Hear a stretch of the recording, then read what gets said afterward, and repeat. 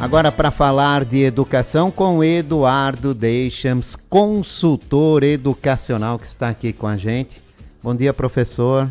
Bom dia, Jorge. Bom dia aos ouvintes da Rádio Taberal. Prazer conversar com vocês. Ainda mais depois do Minosso, né? Grande figura, o Minosso. Sempre bacana estar aqui. O senhor concorda com a gente de que a Copa do Mundo já não é mais aquele evento tão atrativo como antes? Então, Jorge, assim... Será que o brasileiro perdeu até o gosto pelo futebol? Bom, vamos por partes, né? Esses dias eu até estava pensando sobre isso, né? Ah, rapaz, eu sempre fui um cara muito... Eu sou um cara entusiasmado com futebol. Gosto muito de futebol, né? Mas eu confesso para ti que a gente foi perdendo um pouco o link, né? A ligação com a seleção brasileira, com a própria Copa do Mundo. Eu acho que ficou uma coisa muito distante, sabe? Eu tô brigando para ver se não é que eu tô virando rabugento, né? Pela idade, ou o que é, ou se realmente a gente tem um pouco esse sentimento. Eu acho que com a seleção brasileira, com certeza, pelo fato de, ainda que a gente tenha essa convocação com um número até maior de jogadores que jogam no Brasil, né? Em relação a outras Copas mais recentes, a gente perdeu um pouquinho a ligação, né? Aquela conexão com os jogadores, a própria CBF marca muito amistoso lá na Europa, a gente quase não vê a seleção brasileira. Então é lógico que agora na Copa a gente vai tentar se motivar, mas a gente perdeu um pouquinho essa conexão com a seleção como a gente tinha antigamente. E a politização dos símbolos também ajudou nesse sentido, o senhor acha? Eu acho que ajudou bastante também. Não que tenha ajudado no sentido da gente perder um pouco o entusiasmo, né, com a Copa do Mundo, mas logicamente que a questão de politizar símbolos acaba atrapalhando, né? Aquelas discussões todas que a gente acaba discutindo se a camisa está amarela porque você é de A ou B e assim por diante. Eu sou brasileiro, utilizo amarelo, não importa qual é o tipo de linha política. Isso eu deixo no momento da eleição, no momento da urna, da discussão política, né? O futebol, acho que a gente não deveria fazer esse tipo de discussão, respeitar as posições, inclusive, de jogadores, políticas de jogadores, se é de direita, se é de esquerda, o que é. Eu acho que o mais importante é que eles possam, né, ser bons profissionais do ponto de vista de futebol e a gente tratar o futebol como entretenimento. Futebol não é posicionamento político, é entretenimento mesmo para a gente poder se divertir. Já vamos falar mais de Copa, mas eu quero aproveitar a questão polêmicas, sim, porque a gente tem uma polêmica aqui envolvendo a educação, que não é nada a ver com a educação, mas sim com segurança, que é a questão da retirada de vigilantes armados das escolas aqui em Blumenau. O senhor tem um posicionamento sobre isso, professor? De bastante tempo, Jorge. Eu particularmente... Bom, primeiro a gente tem que deixar uma coisa muito clara, de que o que eu vou falar aqui são questões técnicas, né? Porque esse é um tema, principalmente a segurança nas escolas em Blumenau, que a cidade está muito traumatizada. O que aconteceu aqui em Blumenau, lá da Bom Pastor, de fato foi um episódio muito triste, né? E eu sempre falei que segurança é sensação, não é só quais são as questões técnicas que você tem.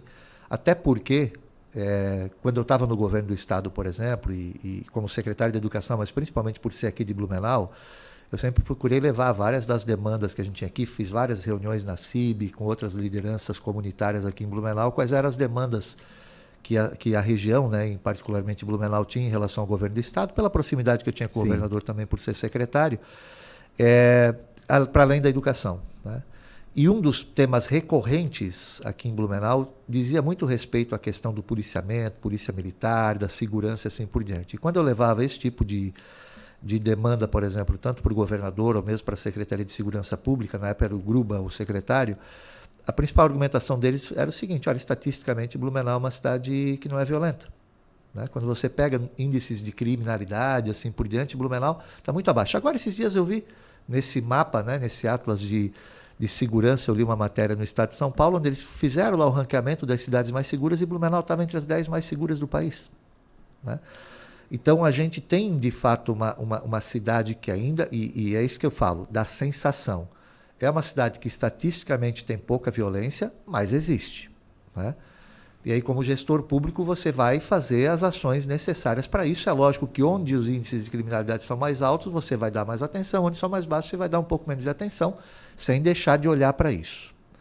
Mas quando você tem um fato tão trágico e tão emblemático como foi aquele ataque, né, na Bom Pastor, que é uma coisa inacreditável, né, que tenha acontecido, tenha ocorrido aqui, é óbvio que a cidade está muito traumatizada. Então a gente vai ter que lidar com esse assunto com muito cuidado. Eu vou falar um pouco tecnicamente, sem desconsiderar os anseios e as expectativas que os pais, né, que a comunidade, que a sociedade tem até porque nenhum pai consegue conceber que seu filho não vai estar bem cuidado dentro da escola. Exato. Né? Isso é um ponto importante. Né? Eu sou pai, meus filhos já são maiores, mas, por exemplo, eu tenho um filho estudando em Chicago, e é interessante que a universidade lá, porque Chicago é uma das cidades mais violentas dos Estados Unidos. Né?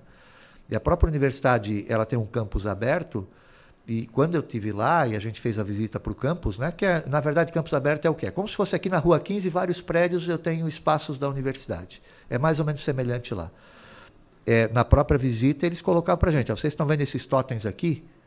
Se tiver algum caso de ameaça, de violência, eles tinham uma segurança que rondava o espaço da universidade, é como se tivesse uma viatura rondando a Rua 15 o tempo inteiro aqui. E se tiver algum tipo de evento, eles podiam acionar aquele totem que a segurança vinha automaticamente. Então, tem formas de você fazer. Então, isso já deixa a gente muito mais tranquilo. Né? Então, vamos voltar aqui para o caso de Blumenau e caso daqui da Vigilância Armada. O que acontece? A gente tem que tratar a vigilância na escola com muito cuidado, tá?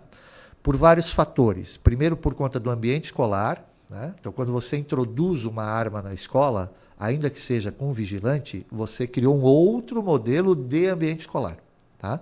Nos Estados Unidos, eu cheguei a visitar escolas, em Nova York principalmente, onde você tinha monitoramento de metais, tá? Sim. Na entrada. Tá? Tinha lá. Você não podia entrar, você tinha que passar lá por aquela revista, né? Mas era um equipamento mesmo, como tem aeroporto. E aí eles faziam a triagem porque tinha muitos problemas ali de alunos que levavam armas assim por diante. Então, eles tinham isso, né? Essa vistoria na entrada da escola. Era um outro ambiente de escola. Você já sabia que você não estava entrando numa escola normal, que era uma escola que certamente os níveis de violência lá seriam muito mais elevados, né? Então, o que eu coloco é que você tem vários níveis de segurança que você precisa estabelecer na unidade escolar para estar incluído no que eu vou chamar de projeto pedagógico da escola, de interferência da escola, mas que pode exigir níveis de segurança diferentes. Um nível mais patrimonial, um nível mais armado, pode chegar até o nível armado, tá? Que é outro modelo que tem. Quando a gente tem uma regra do tipo assim, todas as escolas têm que ter vigilante armado, isso tem um custo. Tá? E esse custo entra no orçamento do governo. E o orçamento do governo não é infinito. O orçamento da educação não é infinito. Então você tem que fazer, aí como gestor, você vai ter que fazer sempre o balanço. Vale a pena eu ter vigilante armado em todos os espaços, que é muito caro, ou vale a pena eu fazer uma regra, digamos assim, olha, onde realmente precisa eu coloque, onde menos precisa eu vou ter outros modelos, para que eu possa investir em outras coisas que às vezes são mais importantes do que apenas isso. Então, eu trataria isso com muito cuidado. Eu não estou dizendo que não tenham ambientes que não precisam de vigilância armada, mas eu diria para ti que, do meu conhecimento, a maioria das unidades escolares não precisaria. O que você precisa? De uma integração muito forte entre a segurança pública e a autoridade escolar, para que você possa ter uma intervenção muito rápida de fazer. Tá? Então, a gente chegou a criar lá em Florianópolis um modelo que a gente ia fazer para todas as escolas do estado, porque a gente também tinha a questão da vigilância humana. Sem arma, a vigilância humana já é mais cara do que a vigilância eletrônica, né? Que em boa parte dos casos resolve. Tá?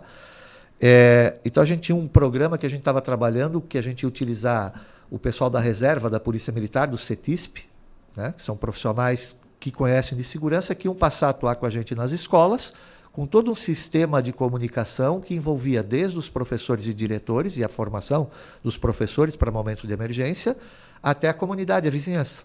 De tal forma, e a gente sempre trabalhava para que a gente sempre tivesse algum tipo, que as rondas, digamos, que são feitas pela Polícia Militar, sempre tivessem muito próximas das escolas, de tal forma que se você tivesse alguma emergência, o atendimento pudesse ser mais rápido. Então, essa é a integração que a gente fala, que a gente pode construir.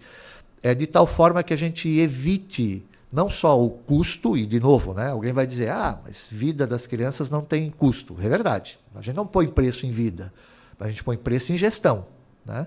Então, de tal forma que você tenha um equilíbrio do aporte do recurso público com a necessidade, aquilo que você tem na região. E eu estou falando para ti que a gente enfrentou várias situações muito particulares no estado. Né? Estava falando para o Rafael, né, aqui na entrada, um pouco antes de começar aqui, de alguns casos que a gente tinha, por exemplo, em Florianópolis principalmente. Né? quando você entra em Florianópolis, ali logo à esquerda, que era um projeto inspirado no projeto Singapura do Paulo Maluf, a Angela Min fez, eram umas casas assim populares, que ali virou uma grande favela, que é o Monte Cristo. Tá? Uma região muito vulnerável socialmente. E ali tem muitos casos de tráfico de drogas. E lá era muito comum, a gente tinha uma unidade escolar lá dentro, e era muito comum que quando a polícia fazia algum tipo de intervenção dentro do ambiente, os traficantes se deslocavam para dentro da escola. Eles ocupavam a escola. Por quê? Porque na escola a polícia não vai fazer confronto de tiros, não vai fazer confronto armado. É outro tipo de operação que você tem que fazer. Tá? E aí vem, por exemplo, do tipo, vou colocar lá um vigilante armado naquela escola, não vai adiantar nada, ele não vai enfrentar os traficantes vindo para dentro da escola. Então a gente procurava criar alguns espaços ou condições para que a segurança daquela unidade escolar, dos professores, dos alunos fosse garantida, né, em momentos críticos. Tá? Então era toda uma operação que a gente tentava organizar. Isso em vários outros ambientes também tinha. Né? Então a gente procurou criar condições para isso. Eu acho que vale a pena, passado esse tempo e aquele trauma inicial que a gente teve, eu compreendi, apesar de achar que não seria a melhor solução armar todo mundo nas escolas, mas eu compreendi o que foi feito no município de Blumenau, mas agora eu acho que já vale a pena a gente fazer um balanço, se realmente vale a pena manter aquele modelo tão engessado como tinha, ou se vale a pena fazer um modelo um pouco diferente. Eu acho que o que o prefeito Egídio está fazendo é propor um pouco essa discussão. Né? E principalmente eu acho que aí a gente tem que, de fato, trazer pessoal da segurança pública para discutir quais são os melhores modelos para garantir a segurança nas escolas. A gente tem que acrescentar aqui que só está acontecendo por causa de uma operação do GAECO. Se essa operação não ocorresse, se a contratação dessa vigilância armada fosse feita corretamente, sem desvio de recursos públicos, a vigilância estava lá e ninguém ia mexer nisso. Ainda que, Jorge, eu acho que de tempo em tempo as autoridades sempre têm que rever os programas que têm e quais são os custos que você tem. Né? Mas, em princípio, não era uma intenção. Não, ok. Era até uma promessa de campanha do próprio prefeito que está ali manter essa vigilância. Então, aí eu não posso discutir a questão da motivação. Né? O que eu posso falar do ponto de vista... Eu sempre tomo muito cuidado, às vezes eu posso ser um pouco menos crítico, né? Porque eu já fui gestor, né? Então sei quais são as responsabilidades que como gestor você acaba tendo. Eu recomendaria uma revisão independente de GAECO, tá? Para realmente verificar. De tempo em tempo você verifica a política pública, ela foi eficiente, não foi. Ontem mesmo eu dei uma aula em São Paulo sobre avaliação de impacto. Qual é o impacto que você tem? A gente tem discutido agora, por exemplo, o impacto do pé de meia, né? Então qual é o impacto que eu tive do ponto de vista educacional, do ponto de vista de uso de recursos, de ter uma regra que valesse a vigilância armada em todas as unidades escolares, né? E aí você vai fazendo essa avaliação dos impactos e quais são as condições. Se a motivação agora foi por conta da ação do GAECO, né?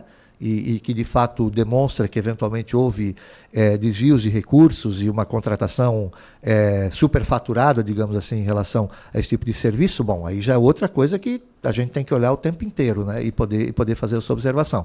Mas eu confesso para ti que esse é um debate, e na época, acho que a gente até chegou a conversar rapidamente sobre isso lá no começo, mas esse é um debate que é muito emocional, tá, Jorge? É um debate que a gente tem que tomar muito cuidado, porque de fato as pessoas vão trabalhar nessa lógica, né? Olha, a vida das crianças não tem custo, não tem preço, né? Mas de fato é necessário vigilância armada em todos os lugares, quais são as condições que tem, o que eu preciso ter, porque isso também passa por um modelo de escola que a gente deve construir ou não. Exatamente. E como o senhor falou, né? Talvez essa mudança, e que fosse possível mudar ainda mantendo a sensação de segurança, seria começar aos poucos em locais com mais garantia, mas com um investimento ali mostrando que é possível. Quando chega a condição de retira, lá na frente nós vamos investir nisso, que a gente não sabe se vai. Aí é que está o problema. Então, esses são os projetos, e aí certamente a questão da intervenção do GAECO foi mais forte, porque quando a gente vai fazendo a questão da avaliação de políticas públicas, você sempre tem períodos de transição, não é o período de você interrompe de uma vez e depois recomeça. Você lembra que a gente conversou sobre isso, Jorge? Até porque é um fato muito semelhante, lá no começo da gestão agora do prefeito e da secretária Simone, quando eles tiveram que modificar a alimentação escolar, lembra disso? Sim, né? E ainda tem problema com a alimentação em algumas escolas de Blumenau. Por quê? Não, para você ver, né? Por quê? Porque quando você modifica... E esses são serviços importantes. A gente tinha alguns serviços que não são necessariamente educacionais, eles impactam para a educação, mas estão no âmbito de gestão da Secretaria de Educação, que são importantes serem observados e que eles dão muito impacto. A alimentação escolar é um. Se faltar comida, está na mídia no dia seguinte. E com razão. Né? Então você tem que tomar muito cuidado na hora de você fazer transições de contrato, porque como já coloca o próprio prefeito ou várias outras autoridades, e eu passei por isso também, tem muita regra de contratação. Tá? Vou dar um exemplo bem específico, que isso aconteceu comigo, que isso gerou inclusive um processo para mim, no meu caso, que depois não fui inocentado porque o processo foi arquivado, tá? Mas vou contar a história, que foi o seguinte: a gente tinha um contrato para a construção de uma escola indígena em Chapecó, tá? E a empresa que estava fazendo a escola, ela desistiu no meio da obra. No meio da obra não, quase no final da obra, tá? Bom, o problema é que para mim chamar o segundo colocado da licitação, ou eu faço uma licitação nova, eu posso chamar o segundo colocado da licitação, tá? Posso chamar ele e perguntar, você topa continuar? Ele pode topar. Mas para mim fazer isso, antes disso eu tinha que fechar o contrato anterior da empresa que desistiu. E para que eu fizesse isso, eu tinha que fazer uma vistoria da obra, verificar fazer as medições, verificar se foi feito, estava dentro do projeto, se foi feito o pagamento adequado ou se faltava pagar alguma coisa. No nosso caso, muitas das coisas foram feitas na execução da obra, não estavam previstas no projeto. Porque tem uma escola indígena um pouquinho mais complexa, porque aí o cacique às vezes pede algumas coisas, a construtora acaba fazendo e assim por diante. Isso não estava devidamente adequado. O que aconteceu? A gente teve que fazer uma consulta ao FNDE para fechar o contrato, ver se estava tudo ok, para o FNDE poder autorizar eu contratar a segunda empresa, porque a gente estava usando recurso federal. Um promotor público federal que cuida da área indígena em Chapecó, ele ficou muito incomodado, porque nesse meio tempo a obra ficou parada. E ao ficar parada, ela deteriora. Né? E ele ficou muito incomodado com isso. Então, ele uma vez foi conversar comigo e falou sobre aquilo ali. Eu falei, olha, doutor, eu estou pedindo lá para a FNDE autorização. Enquanto eu não me der autorização, eu não posso contratar a segunda e continuar a obra. Né? Porque senão eu vou ser processado pelo Tribunal de Contas da União. Aí ele falou para mim assim, não, mas se tu não fizer isso aqui, eu vou te processar. Eu falei, bom, eu estou entre dois processos. Né? E de fato ele me processou. Tá? E aí, nesse meio tempo que estava circulando o processo, né, e estava fazendo a defesa, veio a autorização do FNDE, a gente automaticamente contratou a segunda empresa, retomou a obra e concluiu a obra. Quando concluiu a obra, o processo foi arquivado por falta de objeto. Né? Mas então você vê que às vezes não é só a vontade do gestor de executar, é o que você tem de burocracia pública, sob pena de você depois ser penalizado se fizer algum movimento errado. Então isso está acontecendo agora em Blumenau, é muito típico disso. Né, do que eu posso acompanhar e tenho acompanhado pela imprensa, é importante colocar isso, de que você, na verdade, está numa sinuca de bico. Você não pode rescindir o contrato com a empresa, porque em tese ela não está condenada ainda, porém ela não está conseguindo executar. Então, certamente o contrato vai ser encerrado pela não execução, mas enquanto isso não acontece, se ela tiver sido condenada já, automaticamente você rescinde o contrato. Sim. Mas como não está, você vai ter que fazer todo o procedimento para aí poder rescindir o contrato, para aí contratar uma segunda empresa, para aí poder fazer. Porque senão essa empresa, se você rescindir sem esse cuidado, essa empresa vai entrar na justiça e dizer que ela tem direito ao contrato ainda. E aí fica uma discussão que não tem fim, obra parada nesse meio tempo. Né? Então tem que tomar muito cuidado com esse tipo de coisa. No caso agora, né, como a gente de novo está falando, quando a gente rescinde um contrato ou vai fazer uma coisa nova, tem que tomar cuidado da forma como você vai fazer a transição, principalmente para segurança, transporte e alimentação na área da educação. São coisas muito sensíveis que se você ficar sem segurança numa escola, é um problema. Não estou falando só segurança armada. Se você ficar sem transporte escolar, outro problema. Se você ficar sem alimentação, outro problema, né?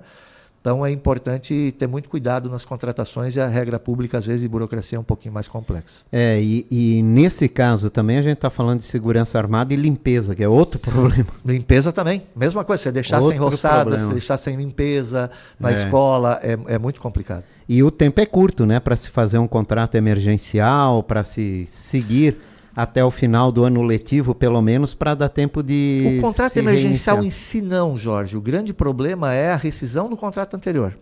Me parece que esse é o principal ponto que pega. Nesse caso aqui, a prefeitura tem uma ordem do da justiça, né? Para fazer o contrato emergencial. A empresa não pode mais continuar. Perfeito. Então, venceu o contrato, acabou.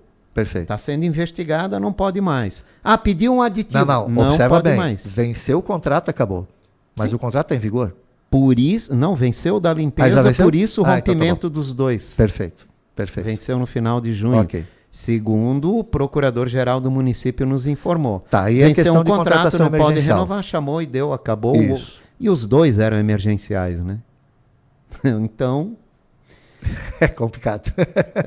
e vem mais um emergencial. Aliás, né, se você pegar e fazer um levantamento que tem de contrato emergencial, Então, é Jorge, uma grandiosidade em Blumenau. esse era um cuidado gigantesco, e agora eu vou falar como ex-gestor que a gente tinha lá na secretaria, porque são aditivos e contratos emergenciais ou contratações diretas que você faz. Normalmente a contrato emergencial é uma contratação direta, tá?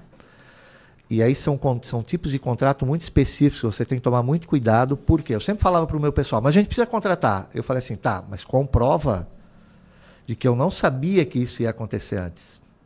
Que a emergência tem que ser algo emergencial mesmo. Se é do tipo assim, olha, eu sabia que ia ter que fazer tal coisa lá na frente, mas eu não comecei o processo licitatório de maneira correta a tempo, eu posso ser acusado de ter postergado algo para gerar um chamado contrato emergencial. Então, o planejamento na gestão pública ele é muito importante. Você fazer esse planejamento. Porque, senão, depois você tem que responder judicialmente por algo que você podia ter evitado fazer. Né? Não que a emergência não esteja lá, mas realmente eu não sabia que tipo de emergência é. Eu realmente não sabia que aquilo poderia acontecer. O que aconteceu? Tipo assim, eu faço uma licitação e paro o processo por conta de algum tipo de questionamento jurídico, isso é uma situação excepcional. Eu não tinha como fazer. A minha licitação estava andando, não deu, não posso parar o serviço, eu contrato emergencialmente. Mas eu ter deixado de fazer no tempo certo alguma coisa, isso realmente configura uma emergência, configura uma excepcionalidade, é isso que às vezes o Ministério Público contesta, né? Eu às vezes tenho lá, tinha discussões com o Ministério Público, discordava de alguns pontos que eles tinham, ia discutir no âmbito judicial, mas muitas vezes o Ministério Público com certeza tem razão em alguns questionamentos que ele faz. Eduardo Deschamps, obrigado pela participação. Muito obrigado, Jorge. Grande abraço aí a você e a todos os ouvintes da Itaberá. Eduardo Deschamps, consultor educacional, conversou com a gente.